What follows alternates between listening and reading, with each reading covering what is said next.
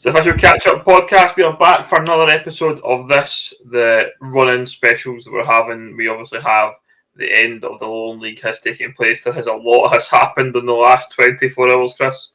I'm sure we'll talk about it. Yeah, just to keep people on the loops, we did have something else planned. We're not going to reveal what because it could still come about. But so we are winging it a wee bit today. But certainly there's a lot of talking points from around the levels, if you will, Ben. Indeed, yeah. I think we'll manage to do what we're going to do sometime during the week or maybe for next weekend. Now that the Lowland League has completed, and we'll be looking forward to.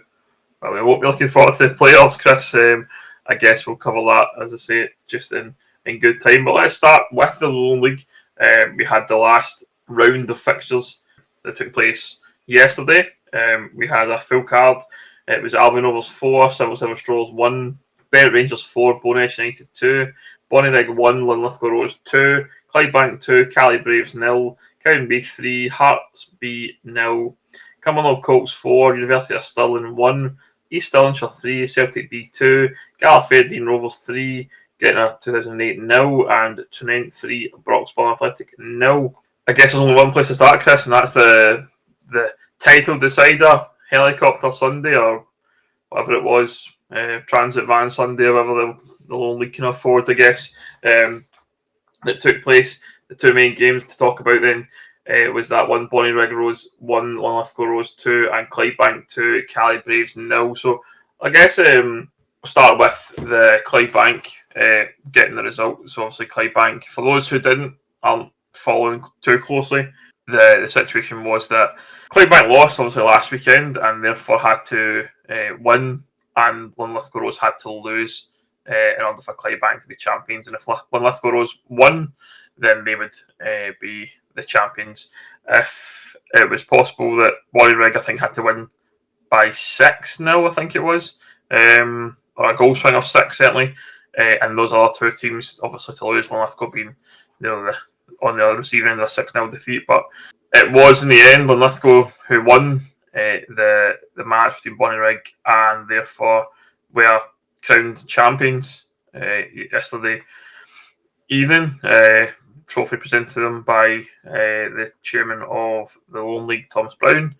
And, I guess, Chris, we were expecting probably full steam ahead to playoffs, but there's no doubt about it. And now, we were meant to record this morning, but now it's 2 o'clock in the afternoon. We have had the news that has broken very recently that Linlithgow Rose do not have a bronze licence, and they won't be getting a period of grace from the SFA in order to play in the Lowland League playoff. So I guess, Chris, first and foremost, what's your initial thoughts? I think we have to congratulate the 3 clubs that went into the final day still having a chance to win it. It's been probably the best season the Lowland League has ever had at the top. Usually have 1 or 2 clubs that are in it, but certainly to have, well, obviously Trinent kind of just fell away towards the last few weeks as well. So as many as 4 clubs was fantastic. But congratulations to Lithgow.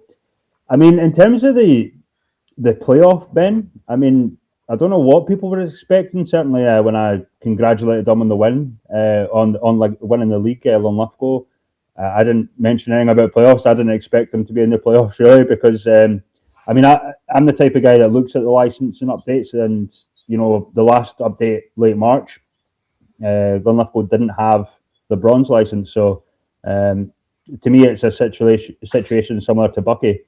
With the Highland League when they won it. So, yeah, I mean, it's not a shock to me that they're not playing a playoff. It's not something that I was fully aware of, but it would have been more surprising to me had they actually been in the playoff, if that makes sense. So I think, you mentioned there the updates for the licence, and this is information fully available online on the SFA website. You can check out yourself. We don't have any secret squirrel information here, but how your licensing works in practice is there's different categories that you have to have in place. So you have to have your ground, your first team, your youth team if applicable, and then a legal, admin, and finances, and a kind of code of conduct. I believe is what they call it. Now Linlithgow Rose have the ground in place for bronze. They didn't have the legals, admin and finance part. It was still sitting at entry. as far as March 2026, which was obviously just last month. Their next licence review is the June 2026. And they have said in their statement that they aim to have that in place, but they have the stuff in place by then, which is obviously too late for a playoff that takes place, in the next couple of weeks. So, I think it's disappointing, I think, for everyone. Obviously, I think Clydebank are probably the ones that are going to be, probably most hurt by this because they went on and got their bronze licence in place. But you've got to feel for the Linlithgow Rose fans, Chris. Yeah, it's disappointing. I mean, every time you're expecting a team that wins the league, you're expecting them to maybe get the opportunity to go up to the SPFL. I mean, it's one thing winning the Lowland League, but it's quite another to get that chance to go up and win SPFL. That's the real prize, if you will. That's the carrot. I've seen suggestions we should put forward Clydebank and whatever else. I think that is something that might happen in the future. Like I think when the West and East split, I think you can nominate a champion club, if you will, or we've talked about that sort of stuff before. Chris, just picking up on your point about champion club. Now, I think that is the right thing to do, but I don't think that will work for the Lowland League and Highland League because I think that is dictated by the SPFL and Club 42, and I don't think they'll want to have, that sort of situation. It's different, I think, in the West, for example, or the East, where there was different clubs, and there obviously was a rule put in place for the B teams. If a B team won the league, there would be a champion club nominated, but that was probably to facilitate the B teams coming into the league because we probably thought, most people probably thought that the B teams would come and scalp everyone every week. That hasn't been the case. Looking on reflection of how Rangers B, Celtic B, and Hearts B have performed in the Lowland League in the last few years. So I don't think the champion club will actually happen for the Lowland League or the Highland League for that matter. I think you'll have to have your bronze licence in place now. I think the thing that really bothers me, and I'm not a big fan of Linlithgow, I don't really know anything about them too much. I think they're obviously an East team that I don't have much involvement with. Clydebank, I've got friends up at Clydebank, and I've worked with some of the players in the past and things like that. So I've got a lot of time for them. I'll make that no secret about that in the past. But I think what we are most upsetting for Linlithgow will be is the fact there's clubs in SPFL already with entry licences. That's how unfair it is for Linlithgow Rose, I think. So, just looking at the list, as of the most recent update, currently you're seeing Edinburgh City, Dumbarton, Inverness, Cali Thistle, Hamilton, all sitting with entry licence for the same reasons. Actually, if you look at it, if you go delve deeper into what the licence and stuff says, that Edinburgh City and Dumbarton both have entry for the legal, admin, finance, and code of conduct section of the licensing. So no different to Linlithgow Rose, shall we say, right now. That's the thing I think, for me, and we'll always champion our Lowland League clubs to do well and go on as far as up the pyramid as we possibly can. So yeah, it stinks of hypocrisy for me, Chris. Yeah, and just on the note, probably an unpopular opinion, but I think it would be unfair for, say, Clydebank to play Brora when Brora have all the stuff in place. You know what I mean? So they are already the champion in the Highland League. It would be unfair to kind of swap out a Lowland League team to play them when they've already got their stuff in place, whereas Linlithgow haven't, if that makes sense. So Brora should be and rightfully be put forward, where it would be a wee bit unfair just to add another club just because they have a license. On the note about the SPFL clubs, it is hypocritical, if you will, but I mean, I don't ever see the SFA or the SPFL are going to ever remove a club for not having a license. I think what they do, and we've seen it last season with Edinburgh City, they give them the license back kind of miraculously. I mean, I was saying that there's no way Edinburgh City were going to get their bronze license back, and they did miraculously. Then in the next update, they get it taken off them. They start getting deducted points. So yeah, so I mean, I just think it's going to be a case of they'll all get their license back. They'll get it taken off them again. The SPFL or the FA or whoever will deduct them points. They'll stay in the league, and then we'll just have this ongoing situation. I don't envision ever seeing a club completely removed from the league just because of licence issues.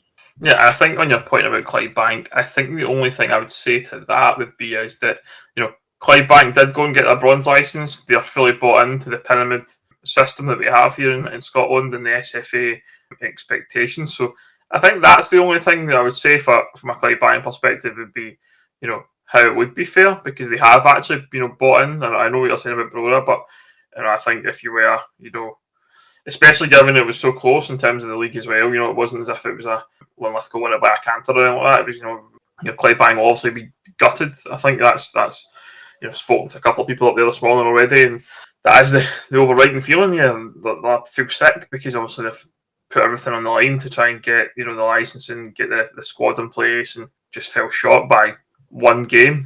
Essentially a result, probably the freak result of last week. Even if they draw that last week, they win, they go up. So yeah, I think it's difficult. It's a sore one for them, but Linlithgow, I think, are going to be, feel pretty hard done by the SFA, but they've also got themselves to blame a little bit for me. I think, there's suggestions there. I'm not 100% sure, but I've seen some suggestions that it's to do with not having finances signed off by an auditor in time, which for me is, if that's the case, that's ridiculous.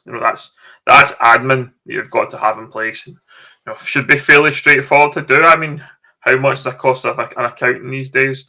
A few £100, maybe even £1,000. If that's what it takes to get your licensing in place, and they should have done that. But they are where they are. Go back to the fans. I think obviously there was a big shout about the fact they were charging £14 a ticket for the season, and that was to, I believe, to challenge and getting promoted. And they're now in a position where they haven't done that. So I feel sorry for Linlithgow Rose for sure. I feel sorry for Clydebank.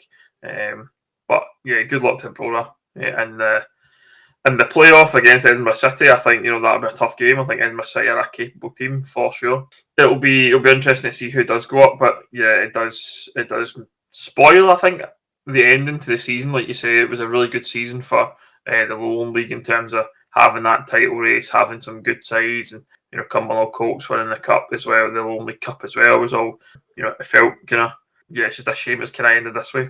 I think we have to get used to it, to be honest. If you look at the Highland League, I know we're getting Brechin, who are bronze licensed. There's only 4 clubs currently, including Brechin, that have a bronze license. There's only 3 in the Lowland League, so it might be something we have to get used to.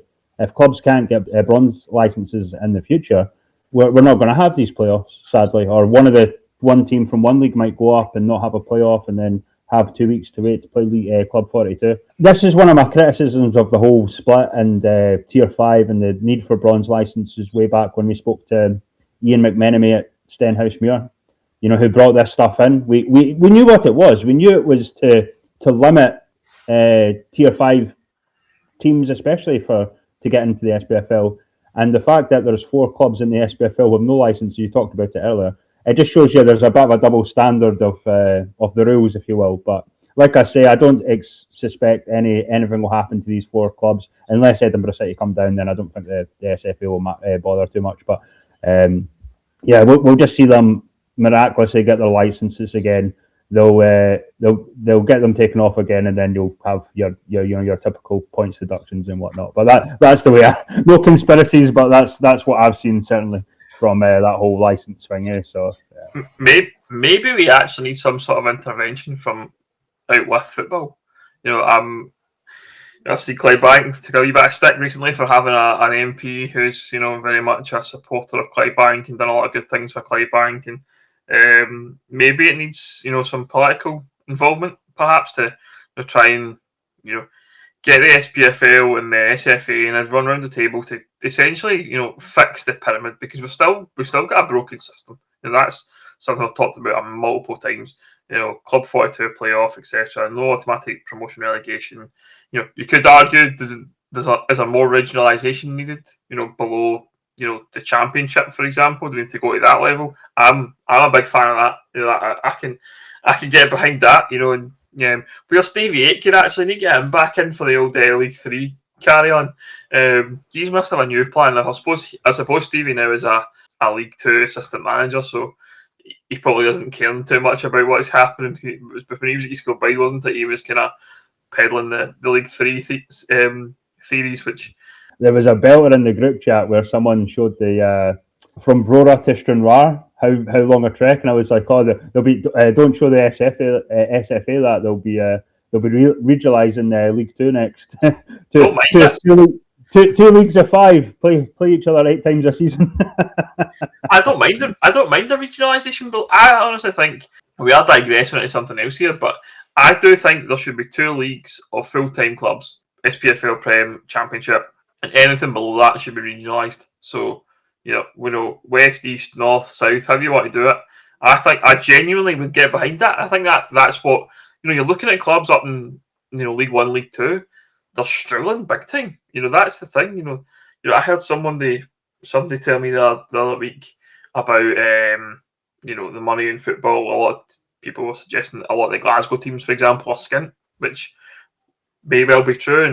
And the money's in Ayrshire, because a lot of the Ayrshire teams have still got paying good wages, and that's probably why some of the SPFL clubs are struggling, because they're finding it hard to get players, because they're getting good offers from a Johnston Borough, for example, or Auchinleck or Cumnock, and they're able to match their salaries that are getting offered up in the League One, League Two, and boys are just going to I live in Glasgow, therefore it's 15 minutes to my house to get back for training, rather than having to travel to Elgin or wherever else. So it might be we need a proper refresh of the pyramid. I mean, from the top to bottom, but I think the problem we're going to have is this whole kind of protectionism from the SPFL clubs. It just seems to be the same, that they want to keep the prize money, to themselves, and don't want to split it, and don't want to make it any worse for themselves than it already is. So, yeah, I can get behind that, a lot, but it'll be interesting to see, what does happen, because there will be, I think, a lot more to come out in terms of the fallout from this, because I don't think, like say Clydebank will take this easily. I think there'll be an attempt to try and maybe get into that playoff. If there's a legal way to do it, then maybe they can give it a go. I don't know what a lawyer could do to pick apart the rule book to find a way to get Clydebank into that playoff. But otherwise, it's back to square one, and we're back to our new Lowland League West and East for next season. It's interesting you mentioned that, actually, because I don't imagine anything happening with that. But if there is, then fair play if they try and push it, because at the end of the day, I mean, I know I mentioned it would be unfair because Brora have everything in place and Lithgow didn't, but if there is, a merit in Clydebank already being prepared, I mean, if they had won the league, for example, they'd be in the playoff anyway. But I don't personally see anything happening there, but it would be interesting to see if things were done. But the issue I think I have, Ben, with that is it would need to be done extremely quickly, for anything to really change. Yeah, I mean, I'm not hearing anything that suggests that's going to happen. I think Clydebank had their Player of the Year night last night, and it looked like they all had a good time. And despite obviously the result, and they wake up this morning and find out that that obviously the situation is a situation. But like we spoke last night, Chris, we kind of suggested that might be the case, because based on social media posts and stuff like that from the Lithgow Rose. So yeah, it's hard, it's difficult. I feel sorry for Clydebank. In particular, I also feel sorry for the Lithgow Rose fans, because they've been dealt a shit hand here and have to, probably go again in what will be a harder league. If given Brecon are coming down, they're going to be a very capable side. Bonnyrigg are still going to be there next season. They'll be thereabouts. So there'll be 2 or 3 teams more than capable over on the east side to challenge, and this was probably Lithgow's chance. This would probably, you look at it, go, fair play, you won the league. And this was your chance, but circumstances have dictated that won't happen. So yeah, disappointing end to the season. But in all, Chris, a good Lowland League season. We would all agree on that. Yeah. So Chris, looking elsewhere in the league, then just going through the table, Bonnyrigg, will probably feel as if they've had a good season, but just kind of fell short in the end. Yeah, Johnny Stewart, he's basically mentioned it the last couple of times. One thing we didn't mention in that, their home form at New Dundas Park, I don't think they had dropped a point in the league up until the game against Linlithgow yesterday. So that was a immense win for Linlithgow to even win there. And Lithgow, in fairness, had the best away form. But Bonnyrigg have had a good season. It's been a really strange year where every team, every sort of the top teams had their levels of consistency, and it's just came at the right time for Lithgow, I would suggest. I think I mentioned that earlier. They had really good form at the start of the season, then they kind of fell away, and then they had good form at the end. So, but yeah, realistically, they all had their chances basically, and Bonnyrigg can look back. I think they'll be disappointed. Yeah, it was in their hands basically, but you could say the same about Clydebank. You could say the same about Trinent. It's football, isn't it? It really is football. But yeah, I think Bonnyrigg they've had a decent season all in all, considering how competitive it's been. Yeah, I think the thing with Bonnyrigg, they probably, down the stretch, were drawing too many games. Ultimately, I think that was their main issue, wasn't they weren't necessarily getting beat every week. The way it is in Clydebank, they probably, their league form was incredible from end of February right through to that game against the Lithgow Rose last week. That was they had been on a great run, but they had that spell in February where they lost 3 in the bounce, and that's probably where Clydebank have ultimately shot themselves in the foot. If they get one different result in those games, they lose to Trinent 2-1, they lose to Cumbernauld Colts 3-1, Celtic B 3-1. They turn any of those results round, and they've done it. In terms of how that played out. So yeah, definitely disappointing for Bonnyrigg. Trinent, like you mentioned, Chris, I think the same. As they came down the stretch, just fell away ultimately, and again, he'll have had a good season, and I think they'll be well prepared to go again next season. Trinent, it was kind of similar to Robbie Horn's previous sides in a lot of ways. That really, really amazing defensively. I think we had the best defensive record. Obviously, Kelby Mason's one of the top keepers in the league, but they didn't score enough. If you look at the the stats, I think the last time I checked anyway, like they were just sort of mid table for the amount of goals they scored compared to like Clydebank, Lithgow, Bonnyrigg, who were pretty much 1, 2, 3, 4 maybe. Yeah, so, they only scored 63 goals. Even Cali Braves and Cumbernauld Colts managed 75 and 72 respectively. So they did only concede 32, which obviously is 16, nearly 20 goals, less than most other teams in the division. But yeah, they'll be disappointed in the end. But I think they can definitely go again. I think they'll come back, they'll strengthen again. Some have got a good manager in Robbie Horn. We know what Robbie's capable of. He's going to be there or thereabouts. Moving on then to Cali Braves, Chris. Cali Braves, the big news coming out, which you actually fucking alluded to in the podcast last week.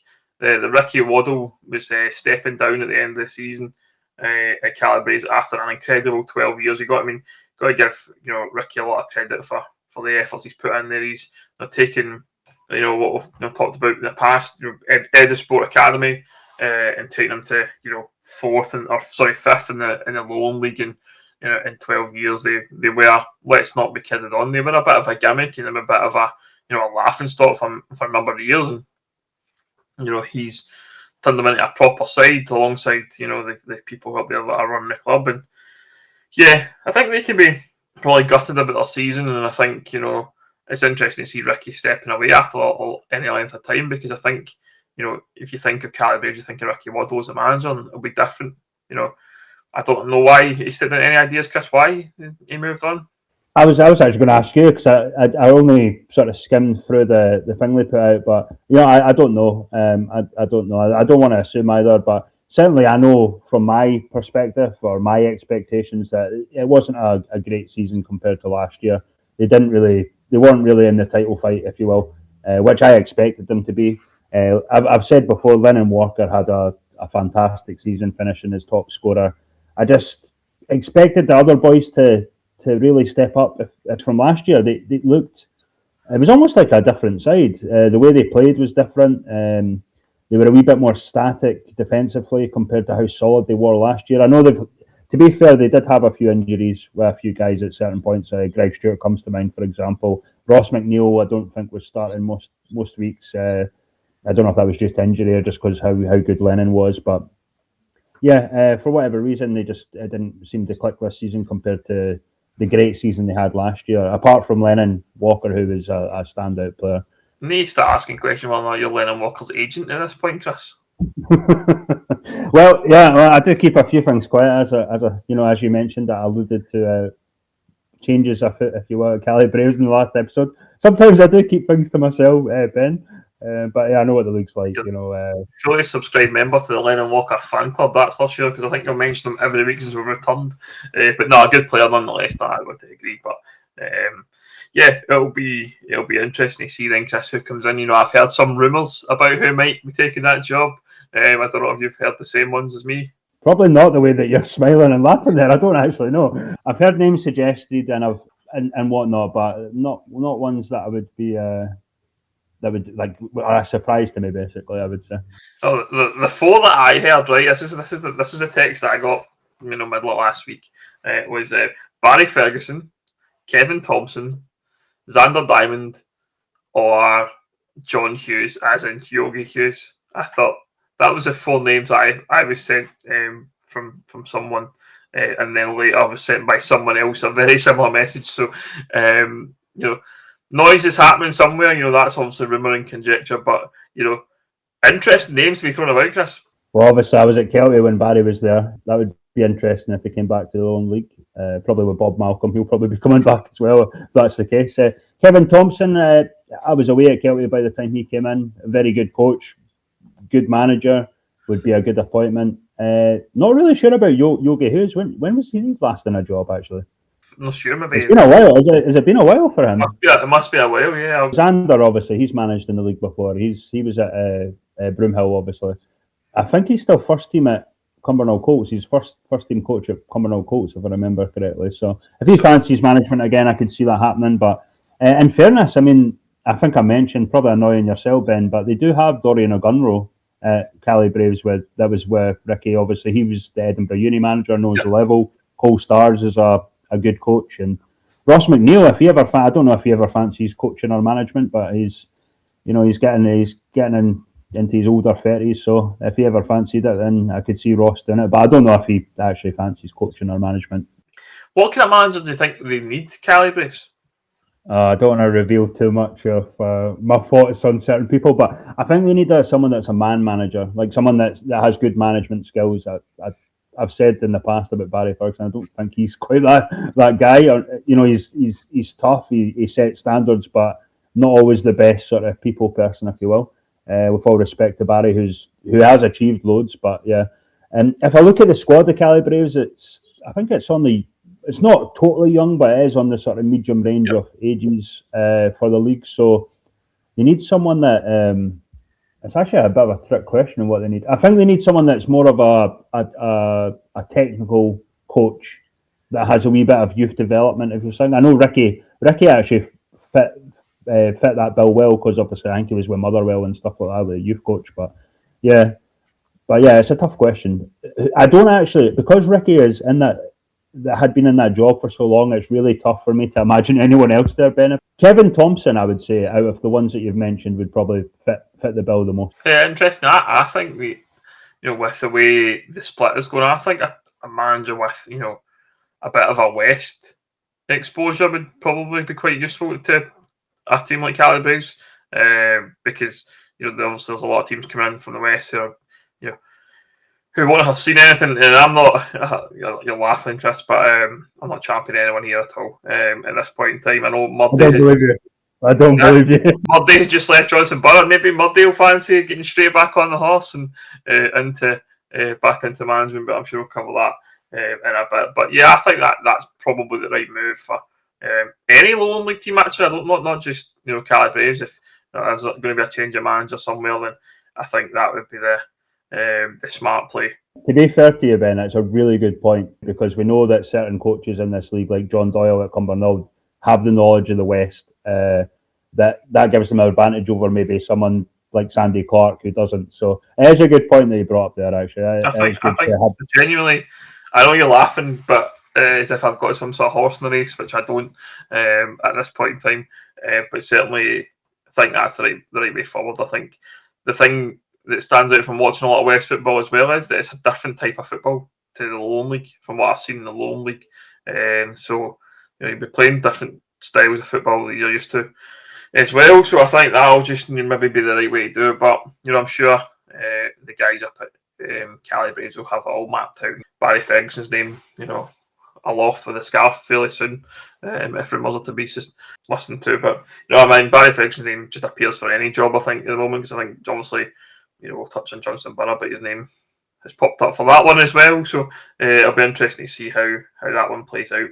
Looking down the table then, Chris, just a few other teams we can touch on. You mentioned Cumbernauld Colts here. Great season for them in terms of winning the Lowland League Cup. Obviously fall short of the league, but good to get a trophy in the cabinet up at Broadwood.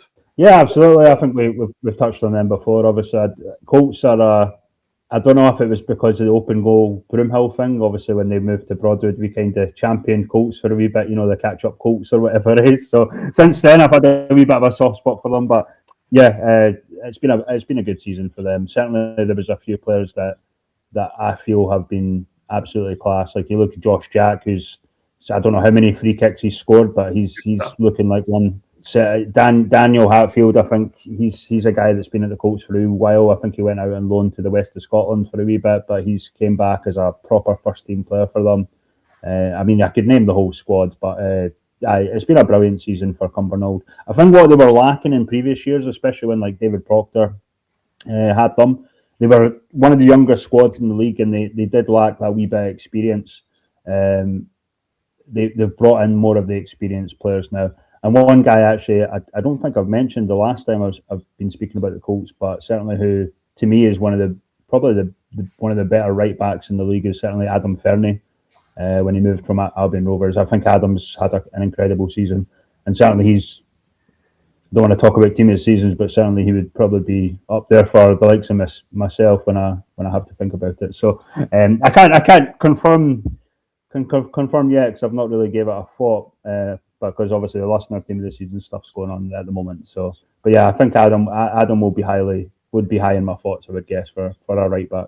And we always talk about the meh category, Chris. Probably we can include Broxburn, Berwick, Bowness United, Celtic B, Cowdenbeath, Galliferdine Rovers, Albion Rovers, Civil Service Strolls, all just kind of in that kind of meh category. There's nothing too exciting to talk about, I think, from any of those teams. Obviously, we'll touch on Celtic B and Hearts B separately in a short while, but from a league perspective, there was no relegation. The seasons were pretty much run their race, fairly early on in terms of the season as well. So, yeah, all those teams just kind of having to look to try and kind of bounce back into the new setup next year. Yeah, well, I think Cowdenbeath and Albion Rovers were pretty much the same, where they're essentially building for next year. Certainly, I know Cowdenbeath are. They've been okay. Albion Rovers had been on a really good run towards the end. A bit like Berwick, actually. They went on a super run. I saw them against Cali Braves, and I thought they played absolutely amazing. You really felt there was a sense that they wanted to win that, and I think that's the approach that they went into in the last sort of final games. I think the only one criticism I would say about that, Ben, is where was that earlier in the season? You know what I mean? So, civil service strollers are an odd one, simply because they are usually they pull off, getting into the the top half most seasons. I think this is the first time ever that they've failed to do that, and they did have a similar squad to I think last year as well. So. And that would be a wee bit concerning for me that they're on the decline. Gala, obviously, they got to the Lowland League Cup final against Cumbernauld, lost out.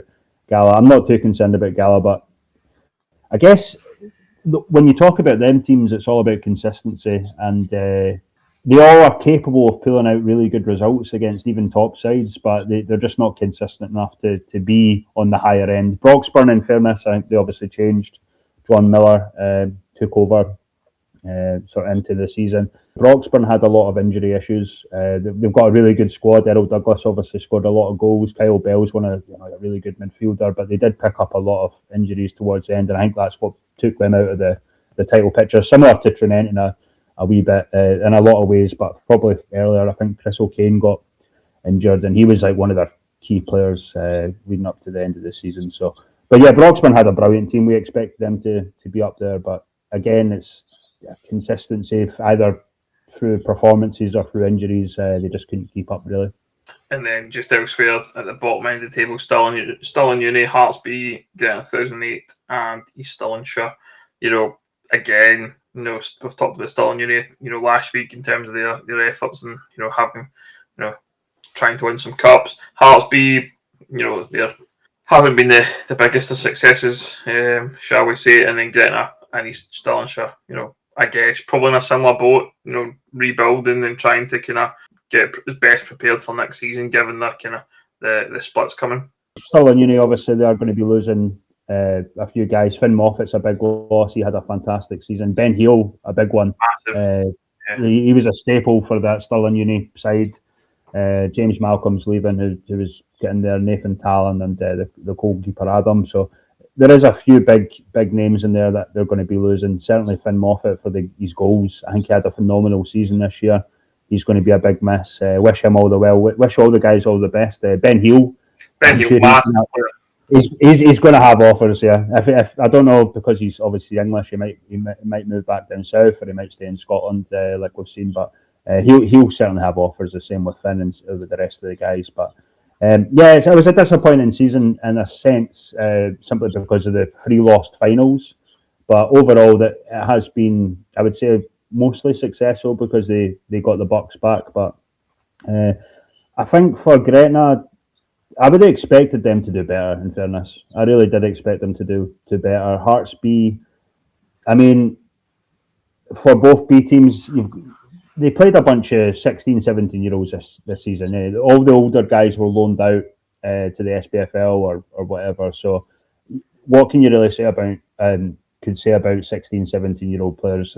You're not expecting them to do wonders, are you? They would have to be truly magnificent. And to be fair, Hearts B and Celtic B do have players that could be playing the higher levels, but you're not expecting much of them when they're this age, you know what I mean? And I think that's why you have seen a decline in the B teams, which, to be fair, I kind of called out at the start of the season that I could imagine that happening. East Stirlingshire, I really don't know what to say about East Stirlingshire. It's a disappointing season. There's probably about 3 players there that I'll give a pass to, in a sense. That would be Stephen O'Neill, Adam McDonald, and Jay Cantley, who's a decent keeper. But the rest of them, I don't know. It's just been. There's just not much. I got a wee bit of stick from East Stirlingshire fans because they expected to be better when they moved back to Oakview, but that's not really helped them out. The squad's not been great. Obviously, Callum Tappins came into sort of midway through the season, if you will, replacing Pat Scullion, but he's not. The results haven't improved as such. So. Yeah, it's a shame. I am concerned about them going into Lowland League East. I've not really seen anything that I think that they'll do any better yet, but hopefully Callum has big plans and they can do something. But yeah, I am concerned about East Stirlingshire competing next year. Yeah, and then moving on, Chris, and that rounds up the entire league, but we'll touch on one topic that has been, fiercely discussed in the last few days, is the B teams now. For those who've seen our tweet, I think it was last week or through the week. We as we understand it, Celtic B will take part in the Lowland League West. Hearts B have indicated they won't take part in the Lowland League East. But the suggestion is, from what we know, Chris, is that the Celtic B are taking their place. There was a article from the Sun, I believe it was, that suggested that they were not taking a place in the Lowland League, and some rumours suggested they were actually going to disband their B team completely. I think that was on one of the Celtic podcasts or something like that that said that. But I think we have on good authority that they are going to take part, and I have seen some suggestions from Thomas Brown, the chairman of the Lowland League, that is the case as well. He has commented on social media previously to that point. So unless something has changed, Chris, we fully expect Celtic B to be, in that Lowland League West next season. Yeah, I did see the different things around the same day, actually, which was a bit weird. But yeah, as far as I'm aware, Celtic B are in Lowland League West as a guest club, meaning the confusion for me, Ben, because I was actually confused whether they were in as a guest club or as one of the 16 clubs. It's because the actual guest club thing actually runs out this season, but there is an option in the Lowland League rules which they can extend it, basically, if that was. and I did hear certain things, and I'm sure I remember this, and maybe that's why I was mistaken. I'm sure the SFA want to do away with the guest club places and want them part of the leagues. I'm sure I heard that, and I think that's where I was getting confused with it as well. But we'll get confirmation on that, in the future, basically. But as Celtic are part of the Lowland League West, bank on it. unless like I say, something's changed. But as far as I'm aware, they are 100% in the Lowland League West next year as a guest club. That's that. But I think you're right about the whole thing to do with them wanting to do away with the guest club status, because I think, let's not be kidded on here, the long term goal's always been to have the B teams in the pyramid system properly. So that would be a fair thing to say. And I think, obviously with conference leagues and things like that in the past that have been brought up, then that was definitely the aim, was to put them into the pyramid system and allow them to compete as a fully fledged B team. So yeah, next season they'll be here. There'll be a guest club, which means we'll play a couple of extra weeks of fixtures for each club to probably make it 32 games a season. So I'm kind of different about the Celtic B thing. It doesn't really bother me either way. I don't really think it makes that much difference to anyone. It's a good chance to maybe get an extra 6 points off a team, if you like. You probably, for some clubs, it'll be a good to scalp a Celtic. Some people look at it that way, but I don't know how much a success it's been for Celtic. I think it'll probably cost them a fair few quid to be able to do it each season as well. I think that's the other thing. So how long are they going to be able to do that, viably at their end? So yeah, we'll watch this space, but as far as we're concerned, Celtic are very much a part of proceedings in the Lowland League for next season. You know what made me indifferent about the whole B issue, Ben, is the fact that we got so much criticism for not necessarily supporting it, but not being against it, if you will. But at the end of the day, these extra places in leagues would not be going to other teams, so it makes no difference that they're in the league to me. You know what I mean? So I never really did, but I know how visceral the reaction can be against B teams. But at the end of the day, in my opinion, and certainly from what I've seen, it doesn't affect anything, especially if the B teams are languishing, mid-table or worse.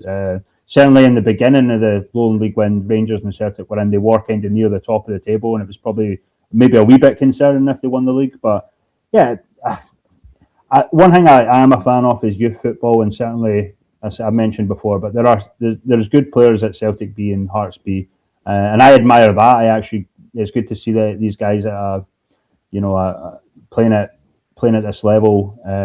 James Wilson, for example, at Hearts, he's now at Spurs. You know what I mean? So seeing him in the Lowland League, even if it was just for a wee bit, can be surreal. Looking years on. So I don't have anything against Celtic B or Hearts B being in the league. Really, to be honest. Moving on then, that rounds up the Lowland League chat for this episode. We've got a few more topics to discuss, and we'll move across to the East of Scotland League. And we'll bring up the topic of Musselburgh. Liam Burns has left his position at Musselburgh Athletic. There was a reported incident that happened last week against Camelon, and I believe what I've heard. And we're not going to talk about it in depth because none of the clubs have. But what I will say is, if it's true, and like I said, I don't know for sure, but I do believe what I heard. It's one of the most disgusting things I've heard, being covering this level. Totally unsafe and whatever else, but I don't want to be thrown out what is it? But I don't really want to discuss it on the podcast. But yeah, let's just say it was a serious incident that happened, potentially criminal, and yeah, it's not really our right to talk about it. And there were suggestions that obviously Liam Burns was sacked for that, but Musselburgh later turned out a statement saying that was for purely football reasons. I don't want to doubt their statement, but the timing was very odd considering where we are at the point of the season. But I don't really have too much else to say on that situation other than I believe it, and I'm disgusting really, to be honest, Ben. You've obviously heard the rumours as well, so. Yeah, I think there's some suggestion obviously that some unsavoury scenes happened after the match last week with Musselburgh, and difficult thing to happen, and something that shouldn't be happening, in terms of any sort of violence or things like that. I'm not okay. Be clear about that. If that's what's happened, then it's completely wrong, and the people should be dealt with appropriately. But as Muscle Bruce said, I think you've got to take them at face value. It was a footballing decision, which obviously you've got to take their statement at face value, Chris. And if it is to do with football reasons, then fair play. But they are well within the top four as it is just now for getting promoted. They're a point ahead of Dunny Pace, which means they probably are going to get promoted into the Lowland League. So what was the footballing requirement, if you like? Was it to win the league? Then fair enough. If they were set up to win the league and they didn't, then fair dues. But ultimately, they were well within the promotion spots as is. So fair play and good luck to them. And be interesting to see who they appoint. Do you have any ideas who, Chris, they might go for? Because it came as such a surprise, I've really not heard anything. Like I said, we have to take it at face value, but it did certainly come as a shock, and it is, the time of it is very strange, if you will, from what we heard. But at the end of the day, there's a lot of managerial changes. Obviously, there's more to come in terms of what we're going to talk about, Ben. So a lot happening at the moment, which is no surprise really. But yeah, for that one is more of a bit of a shock, considering that they are close to almost being promoted to the Lowland League East, if you will. Obviously, they're probably out of the race now. Came and beat Genefield in the Premier League at the weekend as well. So it really is pretty much now Camelin versus Hill of Beef, which I alluded to last week. The big game at Kears Park in a couple of weeks. So yeah, the East is looking interesting. But in terms of Musselburgh, yeah, I'm not sure. I'm not sure who goes for that. I'm sure it's an attractive option in terms of the team they've got there. They have got a good team. They do have a bit of a rep, as you know, for being more of a sort of physical end, if you will. Streetwise, what they call it. Streetwise, yeah.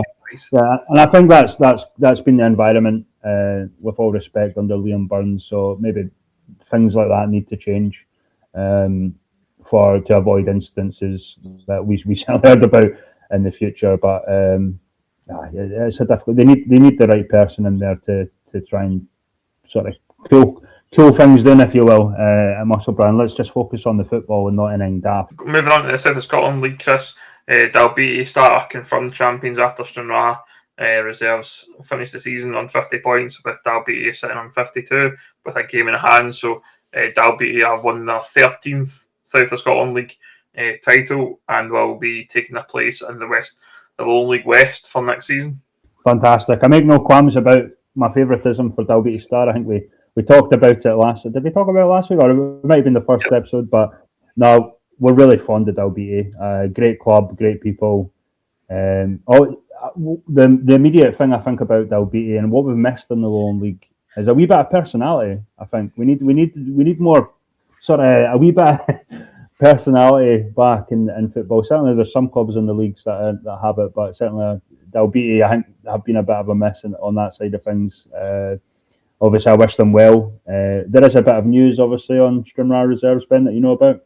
Yeah, so we know we have had it confirmed that Stranraer reserves will be ineligible to join the Lowland League West next season. So that will be now down to, I believe, Newton Stewart on the next team, with a licensed Lochafer, so a team in third place, but they don't have the license in place as far as we know. So it'll be Newton Stewart that will likely take the position in the Lowland League West, which will be good, nice wee away day for some people in the west of Scotland into Newton Stewart. Something nice wee run down and some nice wee places to eat and stuff like that around about that area. So a welcome addition for us in the west, I would say, to the Lowland League setup. So yeah, fair play to Dalbeattie. Yeah, if you've mentioned them a few times, Chris, we know you're a member of their fan club as well, like Yarra Largs. We're not quite on the Largs level, probably Largs get like number one team almost after Spurs, but certainly Dalbeattie are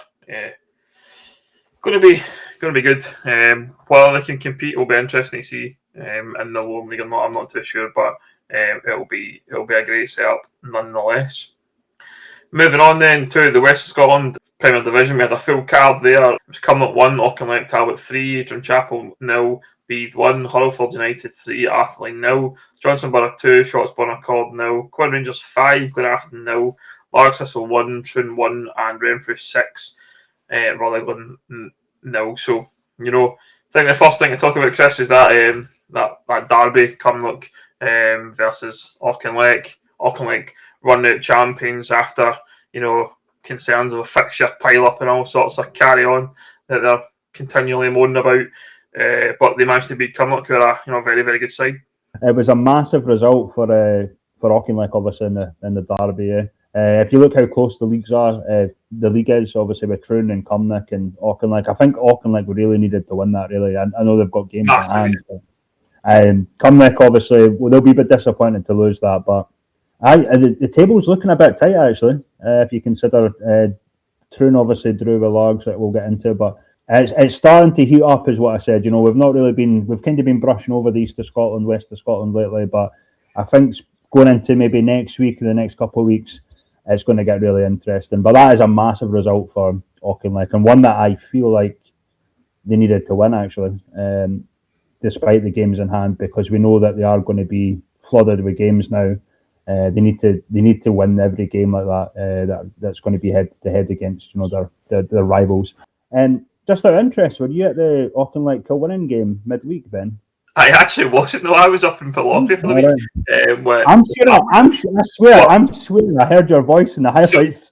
It's funny you mentioned that, Chris, because I've had that text a few times through the week when the video was up, because folk from Kilwinning, obviously, where I'm from and been involved in, were like, "I never seen you at the game, but I heard you in the highlights," and I was like, "I wasn't actually there. I was up. I was halfway up the country, and I would have went normally, but as I say, I was away." But I don't know if I'd have got into Auchinleck, to be fair, because it seems like I'm pretty disliked down there at the moment because of my strong views on the fixture congestion. Apparently, I was making up lies as well, which again, what I'd heard from Auchinleck last week. But I swear I heard your voice in the highlight. If it's no you, it's like someone else. It definitely wasn't me, but no, I have had it from multiple folk. But yeah, just on Auchinleck, I want to just flag. I don't have any dislike or hatred towards Auchinleck Talbot. In fact, I have a lot of time for a lot of people up there. I know some of the media team. I know some of the committee. I've dealt with the committee in the last few weeks as well and different things. And yeah, I don't have an issue. I just for me the fixture thing is it's a difficult situation for everyone. But the thing that stands out for me when it comes to the fixture pile up and things like that is that pretty much 90% of the clubs have managed to play their games, and the teams that haven't been able to play games are, had other factors into that, whether it's a pitch, whether it's been in cup competitions and such like. So I don't have hatred at all for Auchinleck. I actually enjoy my trips down to Beechwood. It's a lovely stadium, a lovely ground. You get treated well, and I do have a lot of time. But contrary to what people are saying in Pine Burville, certainly that suggest otherwise. So yeah, the fixtures are what they are. Well, I believe Kenny Young's appearing on our podcast tonight, so I'm sure we'll hear all about the fixtures and what he has to say on that front. But it is what it is. But Auchinleck do have a chance. I think that's the thing now. The door's slightly more open than it was before in terms of their chances to win the league, because they're only now 6 points behind with 3 games in hand. That Troon result you mentioned, Chris, a big result for Largs, your beloved Largs, get a point against Troon, who have been flying up till now. Interesting you mentioned Pie and Bovril there. I'm surprised you're still on that. I mean, I've not been on that. I just get I get sucked in. I go and read it now and again. I'll see. When I was at Kilwinning, I was probably following and stuff to see what people were saying about Kilwinning and kind of maybe straighten out some facts and different. Having to probably try and support the management and things like that at Kilwinning, because they were getting a bit of stick on there. And I think for me, a place like Pine Bovril is fair game, and you can say what you want and you can do what you want, but also I can say what I want as well back. That's how I feel about it. But I think you're right. It probably has had its day, and I probably should learn my lessons. But I do want to actually address something from Pine Bovril, because I've had this leveled to me a few times as well in the past. This is probably a good time when we mentioned Pine Bovril, because I've got no idea what I'm going to say here. But I'll make no make no bones about this, I have put a proposal towards the Western Scotland Football League to live stream or broadcast the cup final, the Broadway between Auchinleck and Troon. Some suggestions on Pine Bravo, and I've had a few people mention to me yesterday at the Cowanning game. I'm out to profiteer and make money off of the Western Scotland final between Auchinleck, Talbot, and Troon. That's not the case, right? I just want to be absolutely frank. There is a proposal in the works and something we are working on as a project, between myself and the league. But the league very much are keen to have it as a paywalled version. I was looking to go down a kind of a revenue model where it was split between the clubs and myself to cover costs, because I'm looking to bring in camera operators, production crew, commentators, things like that to put on a really good show for this level of football, and probably really challenge what you see on BBC and stuff like that. So I think I can do that, but it comes at a cost. And if anything, as it stands, I haven't got anything finalised, but I'm probably a couple £100 out of pocket myself just now. So I just want to make sure that people, if you are listening, have seen some suggestion that I'm out to try and make money. That's not the case. I'm definitely I'm definitely trying to do something for the betterment of the league, and I think there's a lot of people talking about how do we need live stream football at this level of football, but for me it's all about kind of moving with the times, and so that's why I put this forward, because I've got ideas and feel like that's maybe the right step for the leagues and for this level of football. So I just wanted to clear that up. I'm not out just to try and make money for my own pocket. I don't want to people think I don't do football, I don't do podcasts, I don't do anything for money. I have a good job outside of football that brings in plenty of money for me, that I don't need to go and work on side hustles and things like that to make extra cash. So just wanted to clear that up, because it's something that it bothered me through the week, because of it was mentioned on Pine Bravo, and then I think a few people mentioned it at the Auchinleck game to some people at Cowanning, and people from Cowanning came at me and said, people are saying this about you. So I just want to make sure we're clearing that bit up. And one, I'll just add to that, Ben, because it's the first time I'm kind of hearing about that side of it. At the end of the day, I mean, clubs pay for photographers, they pay for things. So even at making money for a bit of your time there should be no issues with it.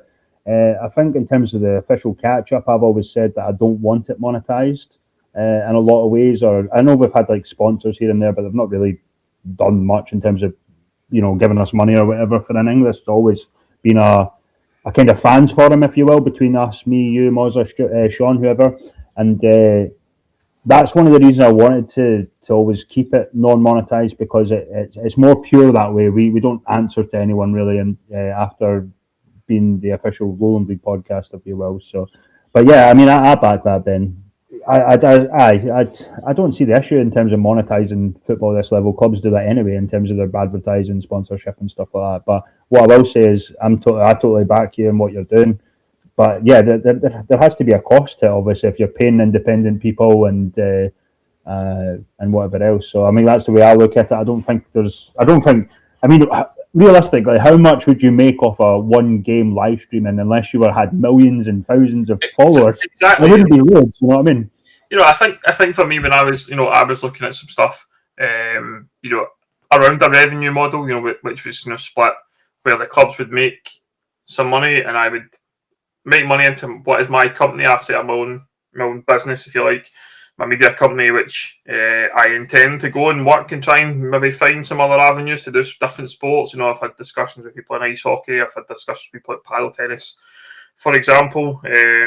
Had a kind of slight discussion with someone about boxing as well, which I'm only one person at the moment and I can't do it all. So in order to get good camera operators and potentially a producer, for example, to work with me, or a commentator if I'm going to do the production side of it, which I haven't decided on yet, then it needs to pay people for their time. That's ultimately where we're at. And the way it was shaping up was a 60-40 split between the clubs and the league and myself, so I can cover my costs, and the league would then be able to give the clubs money, because I think there's an age-old kind of issue where clubs are worried to lose money on the gate because they'll live stream the game for free. That's a kind of really ingrained position of multiple people across West Scotland football. and I have a kind of more modern look at things and trying to maybe find new ways to bring new eyes to the game. That's how I see it.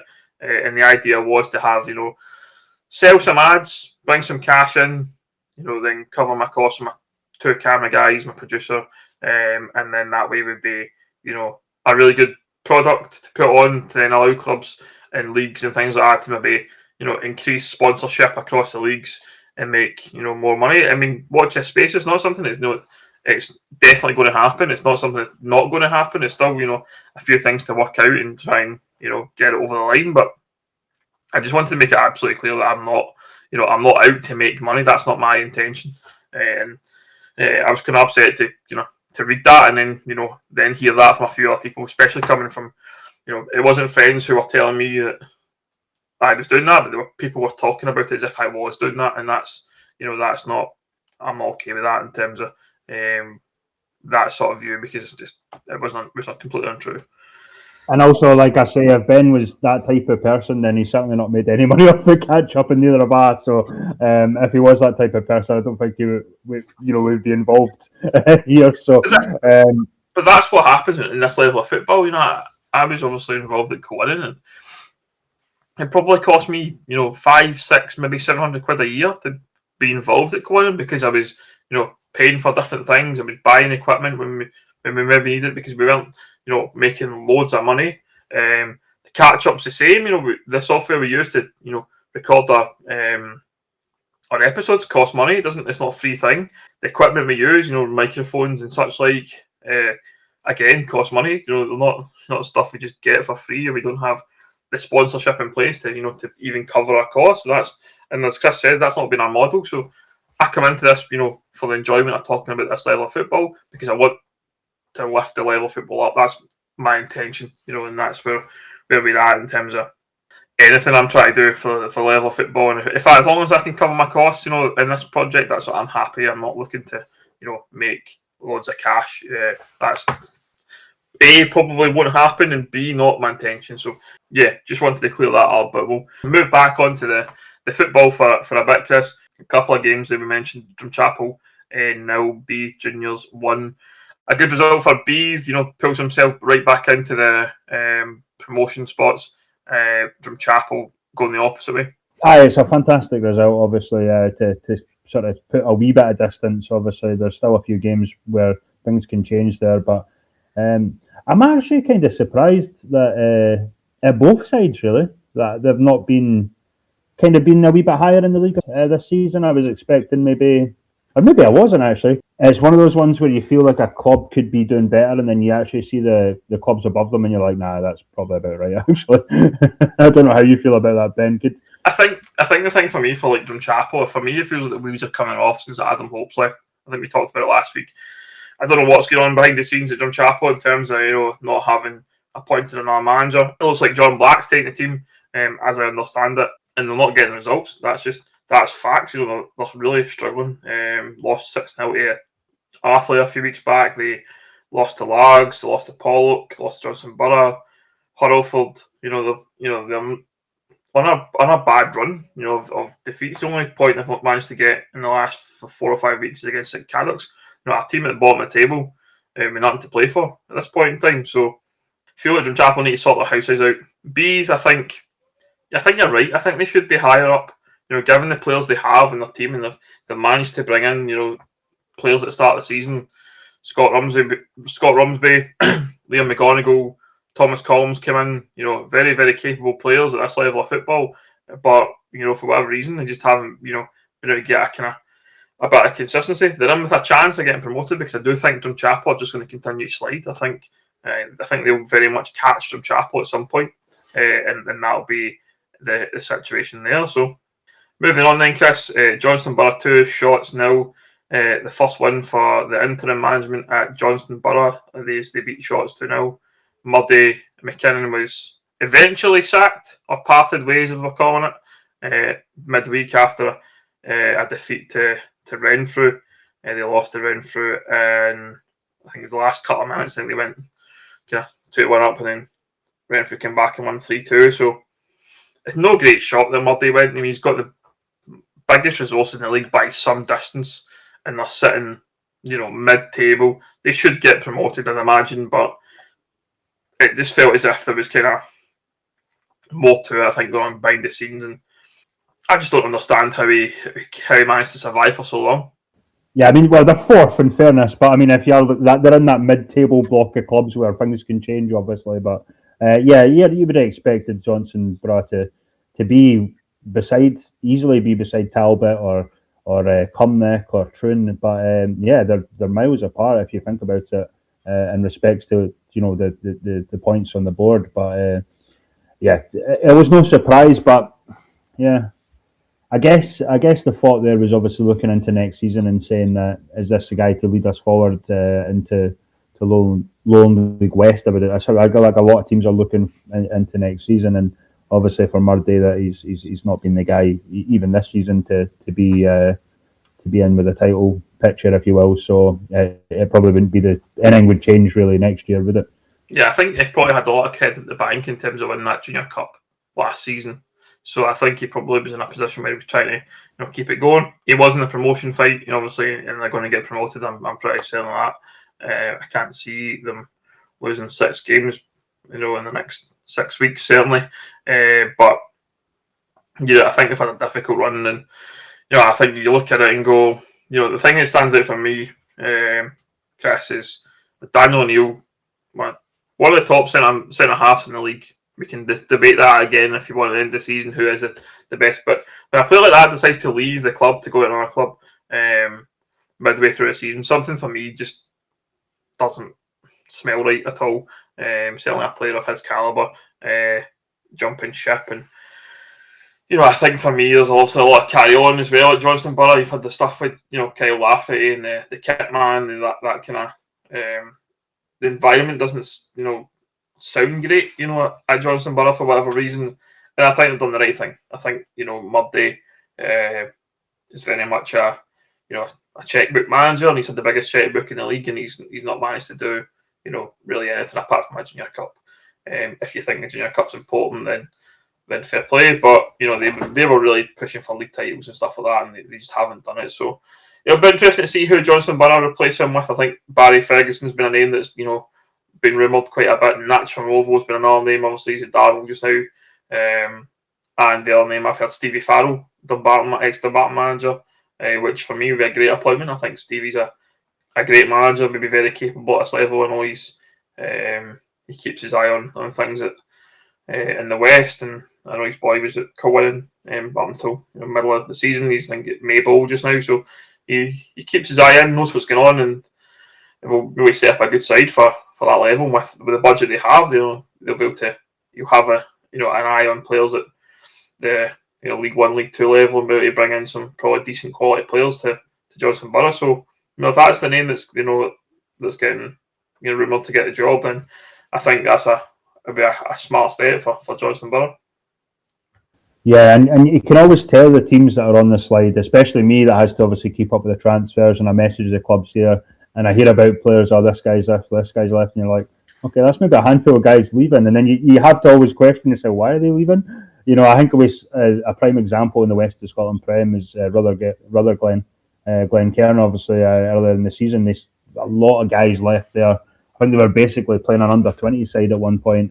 Maybe they still are. I've not kept up more recently, but yeah, it was just like an exodus out there.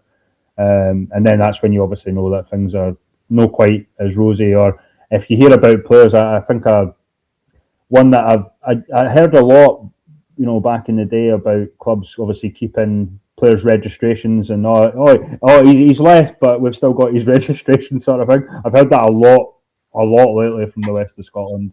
Aye, definitely happens.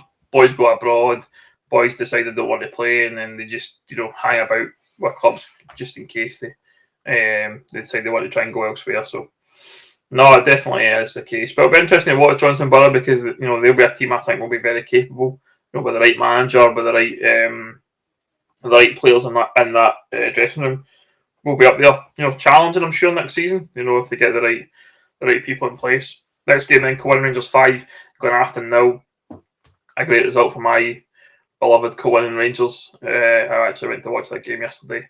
kind of very last minute. And a great performance from Cowan, I've got to say. It was good to see them play some different style of football, certainly from what I'm been used to. But it got a result, and Glenafton, another manager, falls on his sword at Buffs Park.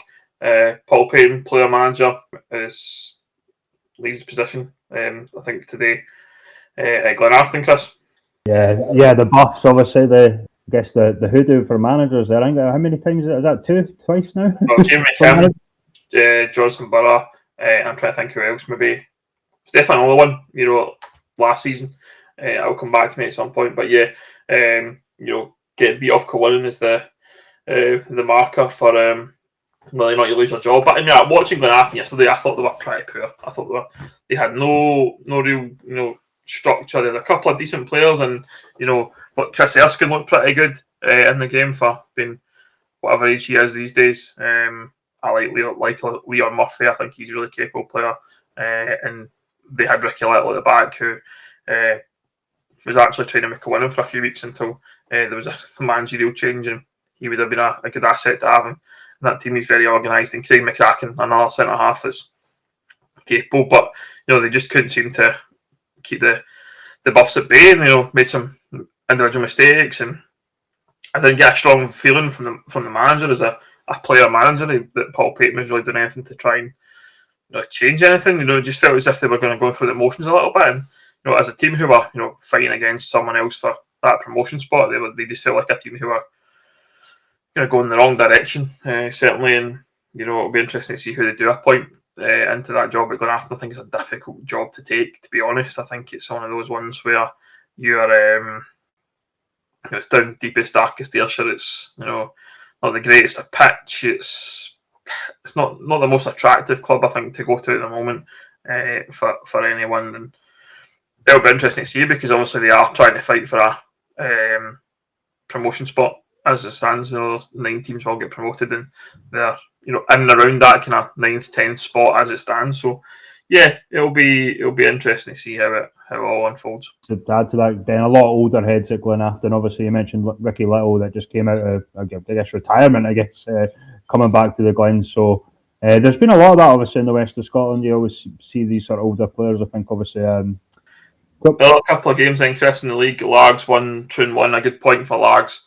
Certainly, pretty much cemented their position in the Lowland League West next season. Another good season for Largs, and just a fairly solid team, Chris. I know you've got a lot of time for Largs, but a good result. Troon, a little bit of a stutter in terms of their title hopes, but again, the job done in terms of promotion. They're just now going for a title.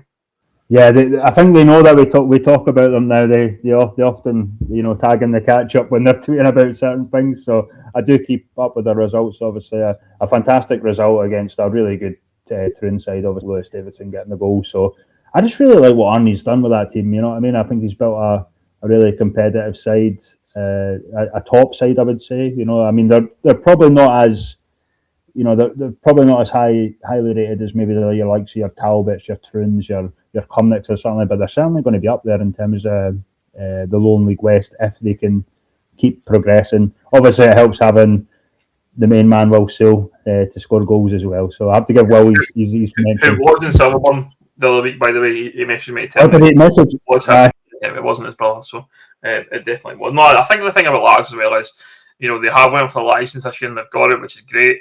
They also are a team that don't have massive budget. They're probably in the bottom half in terms of budgets for the leagues in terms of finances. So they punch well above their weight every season. They're in a semi-final in the Communities Cup as well, which if they can get to the final, will be another great feather in their cap, certainly, and it'll be interesting to see how that goes. Final game then in the West Scotland, Chris. Renfrew 6, Rutherglen 0. Renfrew absolutely battering Rutherglen at home. The big talking point I think about Renfrew, Chris, is this whole situation with their licensing. As I understand it, most recently they have been put forward without recommendation for a license. It's how it's been pitched to the SFA, and the SFA board will make a decision about the license. So they may or may not have a license, depending on what the decision is. Now, I think for me, when I was looking at it from a co-winning perspective, certainly, if they haven't got the licence by the 31st of March, they have no right to get the licence and therefore can't get promoted. Now, we've seen that with Lithgow Rose in the last, 6-7 hours. They haven't got any period of grace. They haven't had a chance to get a licence. Renfrew, for me, are in the exact same boat, and they shouldn't be getting a licence. Yeah, we talked about it last week. I think it's just farcical. If you're going to, you can't have one rule for one and one rule for another. Especially, it's not like back in the day where it was one team getting promoted from the East of Scotland Prem without a licence that had some time. You've got several teams that these decisions affect. Yep. And we called it last week. I think it's a total farce, and nothing, and like absolutely nothing against Renfrew. But yeah, the rules have to be applied the same way for one club and another club. I wrote it off, and like I say, if it is going to be different to what we say, then I can only apologise. But I mean, it's not something I can agree with. I mean, I honestly don't understand it in terms of the rules. No, I mean, I think the 31st of March deadline was set, and that was something that was expected. Obviously, Drumchapel had a bit of an extension because they had some, I think, PVG issues trying to get them sorted out because of change of managers and stuff like that were obviously happening at their time. So, but they did get a licence recommendation by the 31st of March. That happened. It just was past the date of when the licence committee met ultimately. Whereas when we're talking about Renfrew here, potentially, into April, and maybe or maybe not have a licence, that's for me the biggest concern is we don't actually know, and we're getting into the business end of the season, and we're still unsure if a team's got a licence or not. I don't think it's right. But we'll keep watching. We'll keep an eye out what's going on, certainly, and we'll keep you updated if we have any more news on that front. But that's pretty much it for us in the catch up this week. It's been a good episode. We were obviously meant to have a guest on with us, but we'll hopefully get that sorted out for the next week or so and discuss all things Lowland League and everything else in terms of the new setup. But thanks for watching, thanks for listening. If you do enjoy this podcast, do hit like and subscribe on all your podcast platforms on YouTube, etc. As I said earlier on, we don't do this for any money, so a like, a subscription helps the channel, helps us grow. I think we got back into the top 10 of Scottish football podcasts in the last week or so, which is, we've been in and around the top 5 in the past, so certainly something we are aiming to get hopefully back into at some point in the future, but only by you liking, subscribing, and doing all that sort of stuff on those platforms will help us do that. So, and obviously, just want to thank people for the support on the listeners team of the season. Obviously, we needed to do podcasts to have listeners, so no, especially on the volunteer end. Obviously, I gave a shout out to all the people that got mentioned in the volunteer section. I know there is some people missing in that, and I can only apologise for that. But like I say every year about the team of the season, clubs engage with it, they do well. If they don't engage with it, they don't. And I can't really. I reminded all the clubs last year about it, so I mean, no excuses on my end. I mean, I don't know what else to say, but all these things are all about recognition anyway. So I appreciate anyone that nominated anyone or voted for anyone. So nice one. Well, thanks again for taking the time to watch and listen. We'll catch up next week. Certainly, we'll have a few more episodes. We'll follow the rounds in the East of Scotland and the West Scotland to the conclusion probably, and then we'll see what happens. After that, nice one. See you later.